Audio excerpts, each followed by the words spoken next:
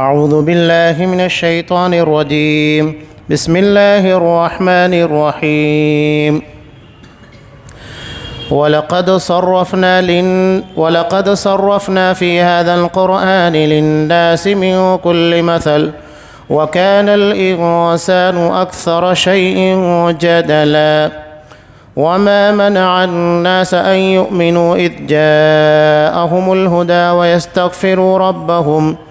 ويستغفروا ربهم إلا أن تأتيهم سنة الأولين أو يأتيهم العذاب قبلا وما نرسل المرسلين إلا مبشرين ومنذرين ويجادل الذين كفروا بالباطل ليدحضوا به الحق واتخذوا آياتي وما أنذروا هزوا ومن أظلم ممن ذكر بآيات ربه فأعرض عنها ونسي ما قدمت يداه إنا جعلنا على قلوبهم أكنة أن يفقهوه وفي آذانهم وقرا وإن تدعهم إلى الهدى فلن يهتدوا إذا أبدا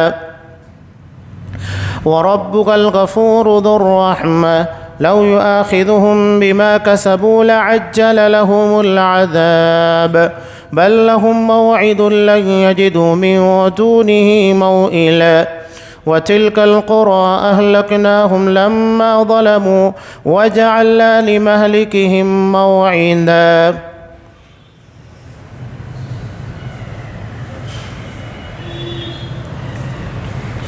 ہم نے اس قرآن میں ہر طریقے سے تمام کی تمام مثالیں لوگوں کے لیے بیان کر دی ہیں، لیکن انسان سب سے زیادہ جھگڑالو ہے۔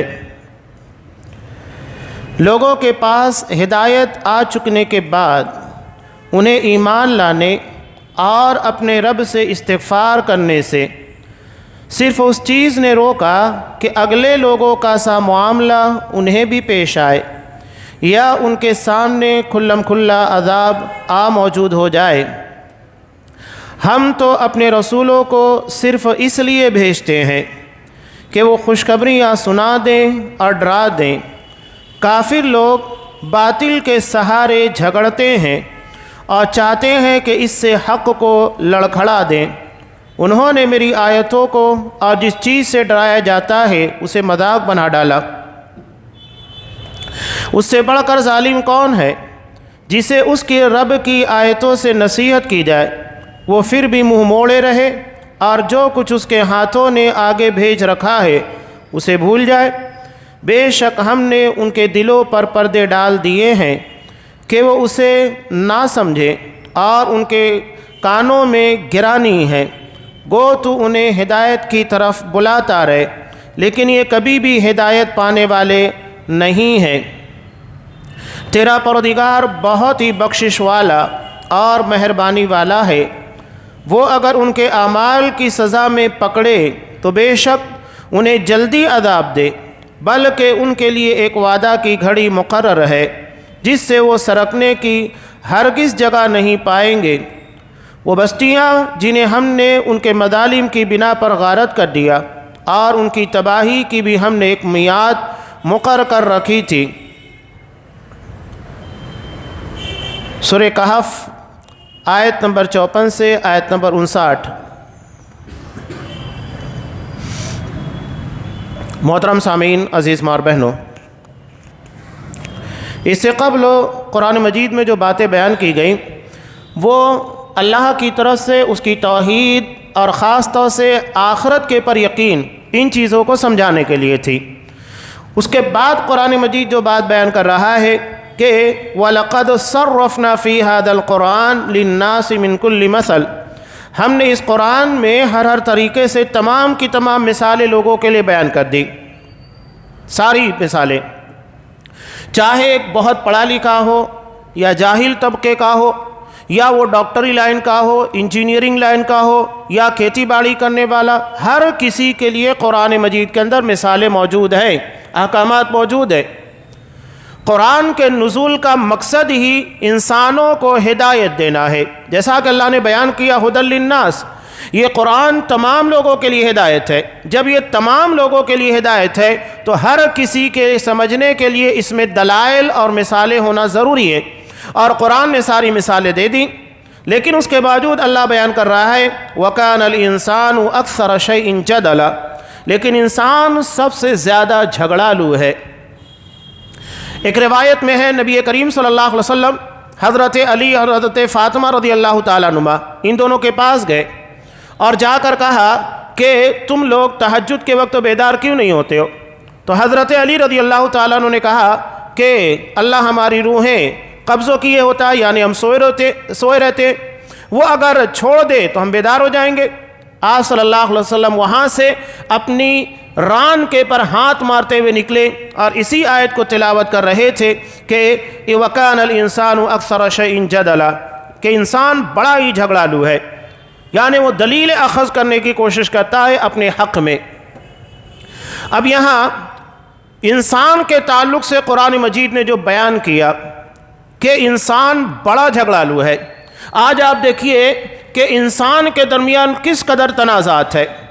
ادیان کے اعتبار سے دیکھیے کتنے سارے مذاہب دنیا کے اندر پائے جاتے ہیں، حالانکہ اللہ تبارک و تعالیٰ نے صاف کہہ دیا ان الدین عند اللہ الاسلام، اللہ کے نزدیک اسلام ہی دین ہے، اس کے علاوہ کوئی دین کوئی مذہب اللہ کے یہاں قابل قبول نہیں۔ اللہ نے صاف کہا وَمَن يَبْتَغِ غَيْرَ الْإِسْلَامِ دِينًا فَلَن يُقْبَلَ مِنْهُ، کہ اگر کوئی شخص اسلام کے علاوہ کسی اور دین کے مطابق کام کر کے عمل کر کے اللہ کے یہاں پر آئے گا، ہرگز اس کو قبول نہیں کیا جائے گا، رد کر دیا جائے گا، ٹھکرا دیا جائے گا۔ بالکل صاف اللہ نے بیان کر دیا۔ اس کے بعد بھی آپ دیکھیں کتنے مذاہب پائے جاتے۔ اب اسلام کے اندر آپ آئیے، اسلام کے اندر آپ دیکھیے کہ آپ صلی اللہ علیہ وسلم کی پیشن گوئی کے مطابق 73 فرقے بن چکے۔ آپ صلی اللہ علیہ وسلم نے صاف کہا کلھا فی النار، 72 کے 72 جہنم میں جائیں گے، صرف ایک ناجی گروہ ہوگا، اور وہ گروہ کون سا ہوگا؟ اصحاب کرام نے اس کا نام پوچھا کہ اللہ کے رسول یہ فرقہ ناجیہ کون سا ہوگا؟ تب آپ صلی اللہ علیہ وسلم نے نام نہیں بتایا، کیا بتایا؟ ہی ما انا علیہ اليوم واصحابی، یہ وہی جماعت ہوگی، وہی فرقہ ہوگا جو میرے عقیدے، میرے طریقے، میرے منہج کے پر ہوگا، اور جس منہج کے پر میرے صحابہ ہیں۔ آپ صلی اللہ علیہ وسلم نے طریقہ بتایا، عقیدہ بتایا، نام نہیں بتایا، ورنہ نام لگ کر سارے لوگ اپنے آپ کو ناجی گروہ میں شامل کر لیتے، جیسا کہ بہت سارے لوگ اہل سنت والجماعت کے نام پر لوگوں کو دھوکہ دیتے ہیں کہ ہم اہل سنت والجماعت ہیں۔ ان لوگوں سے اگر پوچھ لیا جائے سنت کا مطلب کیا ہے، جماعت سے مراد کیا ہے، نہیں بتا پائیں گے، لیکن لیبل برابر لگائے ہوئے کہ ہم اہل سنت والجماعت ہے۔ اہل سنت یہ آپ اگر اٹھا کر دیکھیے یہ عقیدے کے لیے بھی استعمال ہوتا ہے، اور نبی کریم صلی اللہ علیہ وسلم کے طریقے کے لیے بھی۔ آپ دیکھیے شیخ امام بربہاری رحم اللہ نے اپنی کتاب لکھی شرح السنہ، سنت کی تشریح۔ یہاں سنت سے مراد کیا ہے؟ سنت سے مراد عقیدہ ہے۔ اب عقیدہ جو آپ صلی اللہ علیہ وسلم نے بیان کیا یہی تو بنیاد ہے۔ جب قبر میں بندے کو داخل کیا جاتا ہے مرنے کے بعد، وہاں سوال عقیدے کے بارے میں ہوتا ہے، اللہ تبارک و تعالیٰ کے بارے میں، دین اسلام کے بارے میں، محمد رسول اللہ صلی اللہ علیہ وسلم کے بارے میں۔ وہاں بنیادی باتیں ہیں، عقیدہ اور منہج ہی ہے، اور اس کے بعد زندگی کے کسی بھی اس میں چلے جائیے یہی اہمیت رکھتا ہے۔ آپ صلی اللہ علیہ وسلم نے جہاں جہاں ایمانیات اور اس کے بعد سماجیات ان ساری چیزوں کا تذکرہ کیا، وہاں ایمان کو ترجیح دی، اور ایمان بھی دراصل عقیدہ ہی ہے۔ عقیدہ توحید، صرف اللہ تبارک و تعالیٰ کے اوپر اس کی الہیت، الوہیت اور اس کی ذات و صفات کے پر ایسا ایمان و یقین رکھنا جیسا کہ ہمیں رکھنے کا حکم دیا گیا ہے۔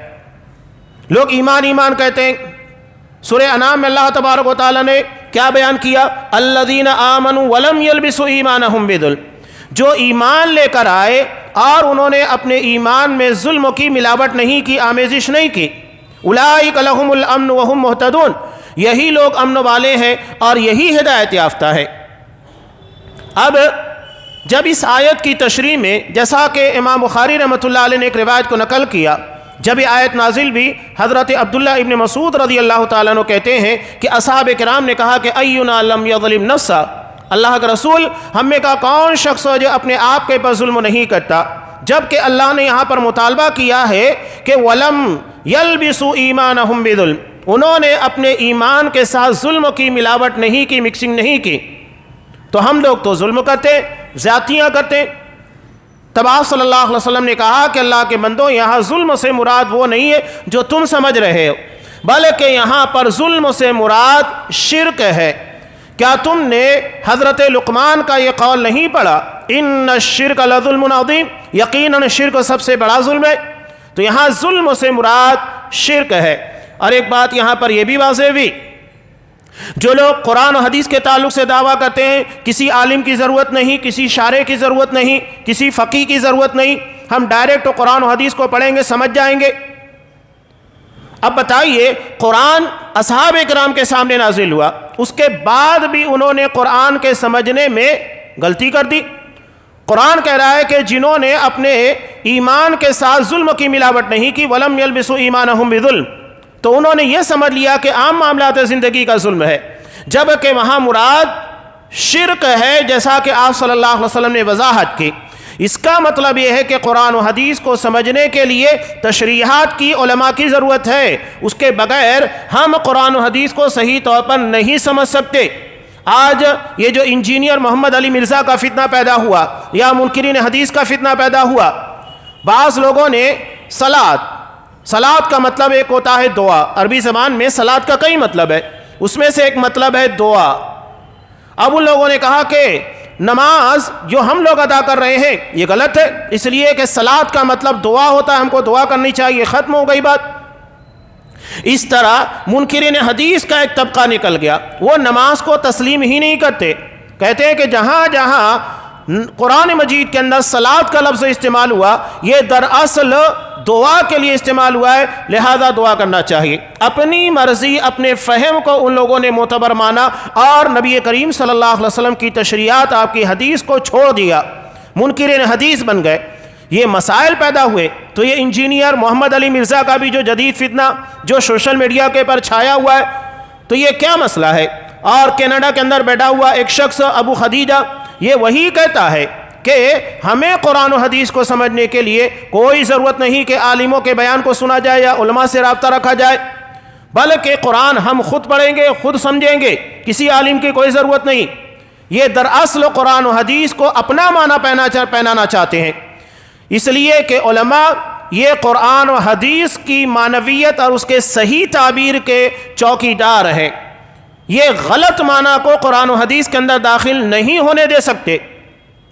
اب یہ چاہتے ہیں کہ ان چوکی داروں کو ہٹا دیا جائے تاکہ ہم اسلام کی، قرآن کی، حدیث کی من مانی تفسیر بیان کریں، اور یہ انجینئر محمد علی مرزا اور اس جیسے لوگ وہی کام کرتے ہیں، اپنی مرضی کے معنی لوگوں کے پر تھوپنے کی کوشش کرتے ہیں اور نعرہ دیتے ہیں کہ ہم مسلم کتابی ہیں، یعنی ہم نے اپنا اسلام کتابوں سے لیا ہے، ہمیں کسی عالم کی کوئی ضرورت نہیں۔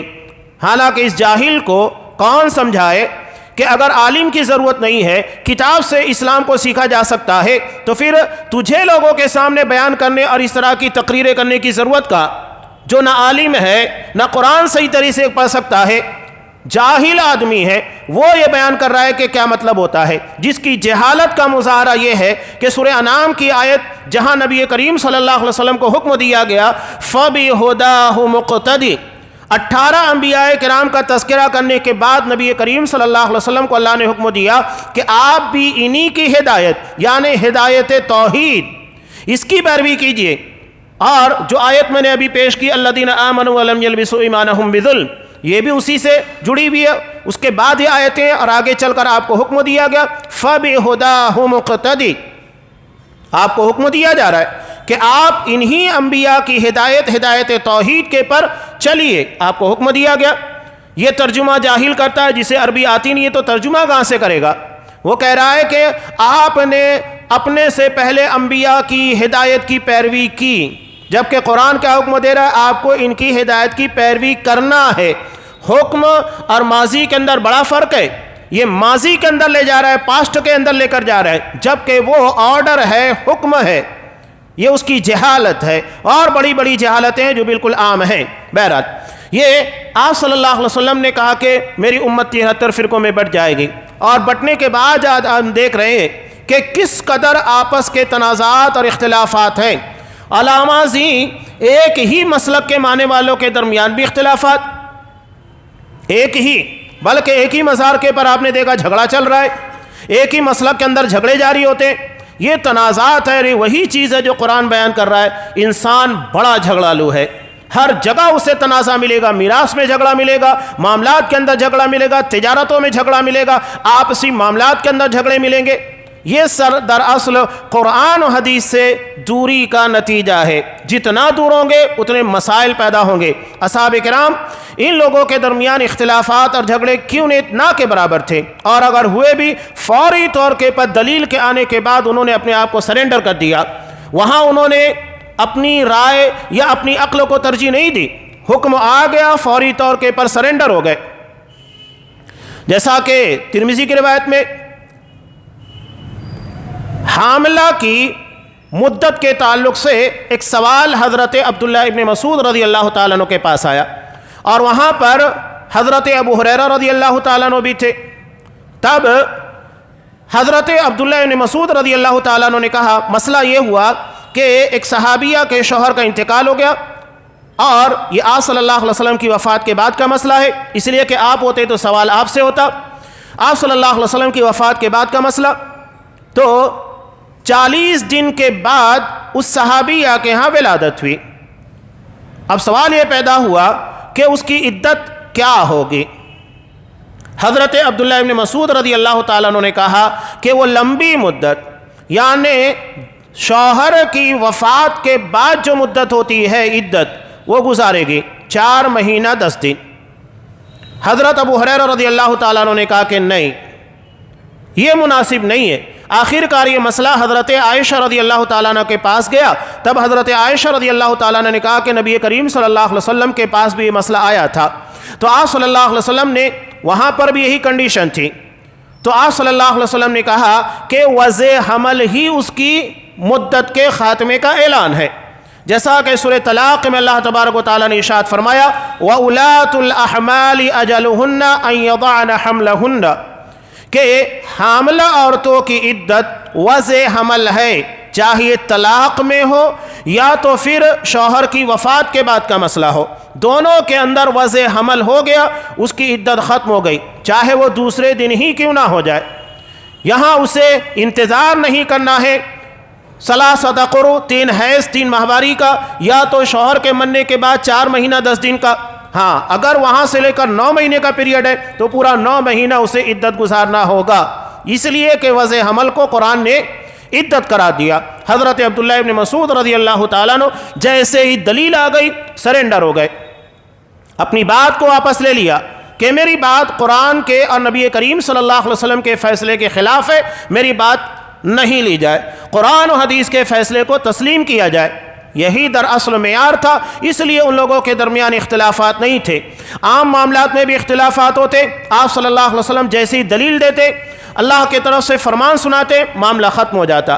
ہمارے درمیان چاہے میراث ہو، آپسی معاملات ہو، سماجیات ہو، یا تو جماعت کے کوئی بھی مسائل، اس لیے حل نہیں ہو رہے ہیں کہ ہم دلیل کو تسلیم کرنے کے لیے تیار نہیں ہیں۔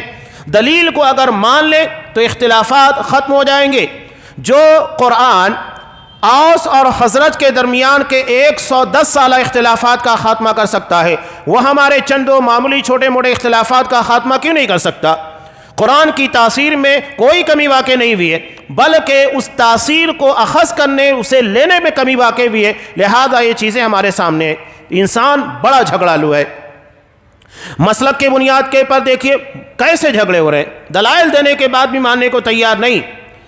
ابھی یہاں ایک تازہ ترین مسئلہ آپ کو بیان کروں کہ آپ صلی اللہ علیہ وسلم کو عالم الغیب منوانے کی ایڑی چوڑی کا زور لگانا کہ آپ صلی اللہ علیہ وسلم عالم الغیب تھے، جبکہ قرآن مجید صاف کہہ رہا ہے کہ انک انت علام الغیوب، عالم الغیب صرف اللہ ہے۔ اور اللہ تبارک و تعالیٰ نے سورہ جن کے اندر بیان کیا غیب کی کچھ باتوں کی اطلاع اللہ اپنے نبیوں کو دیتا ہے، لیکن کچھ کی، ساری غیبیات نہیں. ولا یظہر علی غیبہ احد الا من ارتضی من رسول، کہ وہ اپنے غیب سے غیب کا اظہار نہیں کرتا مگر اسی پر جس کے بارے میں وہ پسند کرتا ہے تو اپنے غیب کا اظہار کرتا ہے. یہاں قرآن یہ نہیں کہتا کہ پورا غیب اسے بتا دیا جاتا ہے. اب یہاں ایک اہم بات جو میں بتا رہا ہوں اس مسئلے کے بارے میں، حالانکہ دلائل بالکل واضح ہیں کہ آپ صلی اللہ علیہ وسلم غیب نہیں جانتے تھے، اتنا ہی جانتے جتنا آپ کو بتایا جاتا. جیسا کہ سورہ اعراف کے اندر وضاحت ہے کہ وَلَوْ كُنْتُ أَعْلَمُ الْغَيْبِ لَاسْتَكْثَرْتُ مِنَ الْخَيْرِ، اگر بالفرض میں غیب کو جاننے والا ہوتا تو ساری اچھائیاں جمع کر لیتا. مجھے پتہ لگ جاتا کہ آگے کیا کروں گا تو اس سے نقصان ہوگا، فائدہ ہوگا تو نقصان سے بچ جاتا، فائدے کو اٹھا لیتا، سب مجھے معلوم ہو جاتا. حالانکہ ایسا نہیں ہے، مجھے اللہ نے غیب کا علم نہیں عطا کیا. اب یہ لوگ ثابت کیوں کرتے ہیں غیب کا علم؟ غیب کا علم دراصل یہ جو صوفیہ اور خاص طور سے بدعتی لوگ ہیں، یہ اس لیے آگے وہ چیزیں آنے والی ہے. حضرت موسیٰ علیہ السلام اور حضرت خضر علیہ السلام کے واقعے کے تناظر کے اندر صوفیوں کی بہت ساری چیزیں یہ یہیں سے اخذ کرتے ہیں، غیر شرعی طور پر، غیر اصولی طور کے پر. تو یہ کیوں ثابت کرنا چاہتے ہیں کہ آپ صلی اللہ علیہ وسلم عالم الغیب تھے؟ غیب کا مطلب یہ کہ ڈائریکٹن اللہ تبارک و تعالیٰ سے علم لینا، بیچ کے واسطے کو ہٹا دینا. جبکہ قرآن کے تعلق سے اللہ نے خود بیان کیا کہ علمہ شدید القویٰ، آپ صلی اللہ علیہ وسلم کو قرآن اور دین کی تعلیمات، ان چیزوں کا علم شدید القویٰ یعنی جو انتہائی مضبوط اعضاء والے حضرت جبرائیل علیہ السلام ان کے واسطے سے عطا کیا گیا. یہ حضرت جبرائیل کے واسطے کو ہٹانا چاہتے ہیں اور صوفیوں کے ہاں یہی چیزیں پائی جاتی ہیں.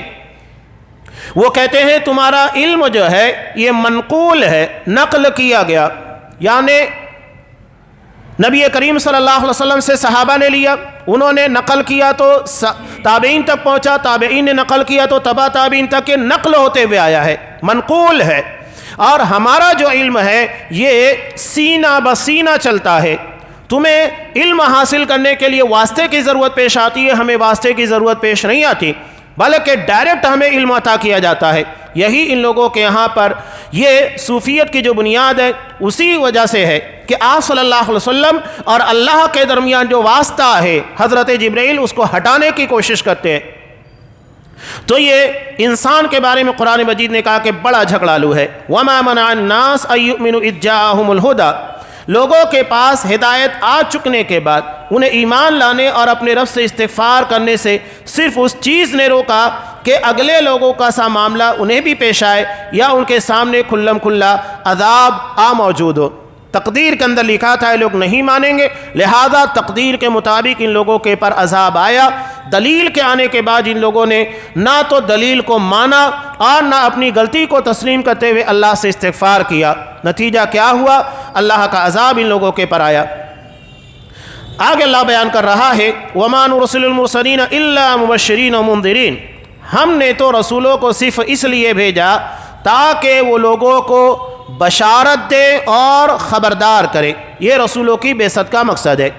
جو لوگ اللہ کے حکموں کو تسلیم کرے، اس کے مطابق چلنے لگ جائے، ان لوگوں کو جنت کی بشارت دی جائے، اللہ کی رضامندی کی.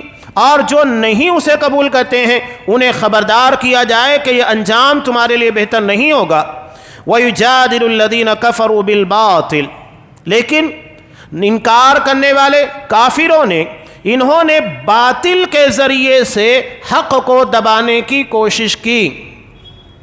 آج بھی آپ دیکھیے دیگر مذاہب کی بات چھوڑیے، مسلمانوں کے درمیان جو باطل عقائد اور نظریات رکھنے والے لوگ ہیں یہ بھی باطل نظریات کے ذریعے غلط طریقے سے جو دلیلیں ہیں نہیں انہیں دلیل بنا کر پیش کرتے ہیں اور اہل حق کے موقف کو غلط ثابت کرنے کی کوشش کرتے ہیں. یہ ان لوگوں کا طریقہ کار ہے. وَاتَّخَذُوا آیَاتِي وَمَا أُنذِرُوا هُزُوًا، انہوں نے میری آیتوں کو اور جس چیز سے ڈرایا جاتا اسے مذاق بنا ڈالتے ہیں. کیسی جاہلت کی باتیں ہیں. اللہ تبارک و تعالیٰ نے صاف کہا کہ مدد صرف اللہ سے مانگی جائے، جیسا کہ سورہ فاتحہ میں ہم کہتے ہیں ایاک نعبد و ایاک نستعین، اللہ ہم تیری ہی عبادت کرتے ہیں، تجھ ہی سے مدد مانگتے ہیں. اب یہ چیزیں آپ نے دیکھی ہوگی، لوگوں کو گمراہ کرنے کے لیے اور غلط طریقے سے صحیح باتوں کو پیش کرتے ہیں. کہتے دیکھو اللہ حکم دیتا ہے وَاسْتَعِينُوا بِالصَّبْرِ وَالصَّلَاةِ، صبر اور نماز کے ذریعے اللہ سے مدد طلب کرو. اللہ تو یہاں صاف کہہ رہا ہے کہ صبر اور نماز کی بنیاد پر اللہ تمہاری مدد کرے گا، یہ ذریعہ ہے. یہ لوگ کہہ رہے دیکھو یہ صبر اللہ نہیں ہے لیکن اللہ والا ہے، نماز اللہ نہیں ہے لیکن اللہ والی ہے. لہذا جب اللہ والے اور اللہ والی کے ذریعے سے ہم اللہ کی مدد طلب کر سکتے ہیں تو اللہ والوں سے کیوں نہیں؟ یہ ہے ان جاہلوں کا طریقہ. جبکہ قرآن کتنے صاف انداز کے اندر بیان کر رہا ہے یہ عبادتیں ہیں، ان عبادتوں سے رب راضی ہوتا ہے اور راضی ہونے کی وجہ سے تمہاری مدد کرتا ہے. جیسا کہ دوسری جگہ اللہ نے بیان کیا ان تنصروا اللہ ینصرکم، اگر تم اللہ کی مدد کرو گے اللہ تمہاری مدد کرے گا. اللہ کی مدد یہ ہے کہ اس کے دین کے مطابق چلنا، اس سے اللہ راضی ہوتا ہے، خوش ہوتا ہے، اور خوش ہونے کے بعد اللہ مدد کرتا ہے. ایک دم واضح بات ہے. اب اس میں یہ کہاں سے مل گیا کہ کسی مرے ہوئے قبر والے مزار والے ان لوگوں سے مدد مانگی جائے؟ کہاں کی بات کہاں لے جا کر گمراہی کے طریقے سے پیش کرتے ہیں. اسی کو یہ بیان کر رہے ہیں یہ لوگ جس چیز سے ان کو ڈرایا جاتا ہے اس کو مذاق بناتے ہیں، شریعت کو کھلواڑ بنا لیا، دلیلوں کو کھلواڑ بنا لیا اور اس سے لوگوں کے عقیدے کو بگاڑتے ہیں. اسی لیے اللہ نے کہا وَمَنْ أَظْلَمُ مِمَّنْ ذُكِّرَ بِآيَاتِ رَبِّهِ فَأَعْرَضَ عَنْهَا، جب ان لوگوں کو واضح دلائل اور صحیح موقف سے آگاہ کیا جاتا ہے. قرآن کہہ رہا ہے وَمَنْ أَظْلَمُ مِمَّنْ ذُكِّرَ بِآيَاتِ رَبِّهِ، اس سے بڑھ کر ظالم کون ہے جسے اس کے رب کی آیتوں سے نصیحت کی جائے وہ پھر بھی منہ موڑے رہے، اسے تسلیم نہ کرے. یہ حجت اللہ کی طرف سے پوری ہو گئی. کل قیامت کے دن اللہ اسے پوچھے لگا افلک عذر، کہ کیا تو نے جو غلطیاں کی اور گمراہی کے اندر پڑا رہا اس کے بارے میں کوئی عذر ہے؟ یعنی تجھے اس کے بارے میں علم نہیں تھا، تجھے سمجھایا نہیں کیا؟ تو وہ کیا جواب دے گا؟ اسے سمجھایا گیا، اس کے سامنے صحیح موقف کو واضح کیا گیا، اس کے بعد بھی نہیں مانا تو عذر پیش کرنے کا اس کے پاس کوئی موقع نہیں ہوگا. یہ اللہ کی طرف سے اتمام حجت ہے. فَأَعْرَضَ عَنْهَا، اور پھر اس نے اس سے روگردانی کی اعراض کیا. وَنَسِيَ مَا قَدَّمَتْ يَدَاهُ، اور جو کچھ اس کے ہاتھوں نے آگے بھیجا ہے اسے بھول گیا، یعنی اپنے گناہ اپنی غلطی. انسان کی غلطیاں دو طرح کی ہے، ایک جس سے صرف اسے نقصان پہنچے، جو گناہ جو غلطی کرے وہ صرف اس کی ذات تک ہو، دوسرے اس غلطی یا اس گمراہی کا شکار نہ ہو. لیکن ایک وہ ہے جس کی بنیاد کے پر وہ خود گمراہ ہے، فَضَلُّوا وَأَضَلُّوا، یعنی خود گمراہ ہے دوسروں کو گمراہ بھی کرتے ہیں. تو یہ سارے ائمہ اور ائمہ دعات جو بدعات اور خرافات شرک کی طرف دعوت دیتے ہیں سب اس کے ضمن میں آنے والے ہیں کہ جن لوگوں نے خود گمراہی اختیار کی، بدعات اور خرافات شرکیات کو اپنایا، دوسروں کو دعوت بھی دی. اب اس بنیاد کے پر جو خطا جو غلطی یہ لوگ کر رہے ہیں اس کو تو بھگتنا ہے. جو لوگ بھی ان کی بنیادوں کے پر گمراہ ہوئے، ان کی تقاریر اور ان کے سمجھانے اور ان کے مناظرے بازی کی بنیاد پر، ان سارے لوگوں کی گمراہیاں بھی ان لوگوں پر ڈالی جائے گی اور اس کی سزا انہیں بھگتنی ہوگی. آج صلی اللہ علیہ وسلم نے اسی لیے امت کے پر خوف جتلایا، جیسا کہ ترمذی کی روایت میں ہے کہ ان اخوف ما اخاف علی امتی، مجھے اپنی امت کے پر سب سے زیادہ خوف کس بات کا ہے؟ الائمۃ المضلین، گمراہ کرنے والے لیڈروں کا، گمراہ کرنے والے اماموں کا. یہ اکیلے گمراہ نہیں ہوں گے بلکہ اپنے پیچھے لاکھوں کروڑوں کی تعداد میں لوگوں کو گمراہ کریں گے. آج آپ دیکھیے جتنے بدعتی اور گمراہ امامان ہیں جن کے پیچھے آپ دیکھیے مسلک بنا ہوا ہے، چاہے رضا خانی، بریلویت، جو بھی کہیے، شیعیت، رافضیت، یہ سب کسی امام کی بنیاد کے پر بنا ہے. اور پھر اس کے بعد ان کی کتابوں، ان کی تقاریر اور تحاریر کے ذریعے لوگ گمراہی کا شکار ہوئے، اور ان کی تقریروں کو سننے کے بعد، ان کی تحریروں کو پڑھنے کے بعد جو دوسروں کو گمراہی کی طرف دعوت دے رہے ہیں، یہ ایک سیلاب ہے جس کا کوئی کنارہ ہمیں نظر نہیں آتا. تو یہ بہت خطرناک اور سنگین جرم ہوگا. اللہ نے کہا کہ ان کے دلوں کے پر پردے پڑے ہیں، اکینہ ڈھکن لگ چکا ہے، کچھ بھی بولو اس کے پار نہیں جائے گا، نہ سنائی دے گا، نہ سمجھیں گے، نہ مانیں گے، یعنی مکمل طریقے سے ان کے دل سیل ہو چکے ہیں اور یہ ہرگز ہدایت کو قبول کرنے والے نہیں ہیں۔ لیکن اس کے باوجود اللہ جو مہلت دے رہا ہے، جو چھوٹ دے رہا ہے، اسی کو اللہ بیان کر رہا ہے، وَرَبُّكَ الْغَفُورُ ذُو الرَّحْمَةِ، تیرا رب بڑی رحمت والا ہے۔ لَوْ يُؤَاخِذُهُم بِمَا كَسَبُوا، اگر ان کے گناہ کی بنیاد پر فوری طور پر عذاب دے دیتا تو پھر نتیجہ یہ ہوتا کہ زمین کے پر کوئی باقی نہیں بچتا، لیکن اللہ مہلت دیتا ہے اور انہیں چھوٹ دے رہا ہے۔ نبی کریم صلی اللہ علیہ وسلم نے بھی ارشاد فرمایا کہ ان اللہ تعالیٰ کتب کتابا قبل ان یخلق الخلق، اللہ نے اپنی مخلوق کے پیدا کرنے سے پہلے ایک کتاب لکھی کہ، اور اس کتاب کے اندر اللہ تعالیٰ نے کیا لکھا؟ ان رحمتی سبقت غضبی، میری رحمت میرے غصے کے پر سبقت لے گئی، میرے غضب کے پر سبقت لے گئی۔ فہو مکتوب عندہ فوق العرش، اور یہ کتاب اللہ کے پاس اس کے عرش کے اوپر ہے، مسلم کی روایت ہے۔ تو اللہ کی رحمت اس کے غضب کے پر حاوی رہے گی۔ اس کے بعد اللہ نے یہاں پر مثال دی، وَتِلْكَ الْقُرَىٰ أَهْلَكْنَاهُمْ، ان بستیوں کو ہم نے تباہ کر دیا، ہلاک کر دیا، لَمَّا ظَلَمُوا، جب انہوں نے ظلم کیا، وَجَعَلْنَا لِمَهْلِكِهِم مَّوْعِدًا، اور ہم نے ان کی تباہی کا بھی ایک وقت مقرر رکھا تھا، وقت تو پورا ہوا، تباہ کر دیے گئے۔ یہ اللہ کی طرف سے ایک مہلت ہوتی ہے، اس کا غلط فائدہ نہیں اٹھانا چاہیے۔ اب آگے حضرت موسیٰ علیہ السلام اور حضرت خضر، جیسا کہ ان لوگوں کے سوالات جو کہ مشرکین مکہ کی طرف سے کیے گئے تھے کہ حضرت موسیٰ علیہ السلام اور صاحب موسیٰ علیہ السلام کے ساتھی یعنی حضرت خضر، ان کا کیا واقعہ ہے بیان کیجئے۔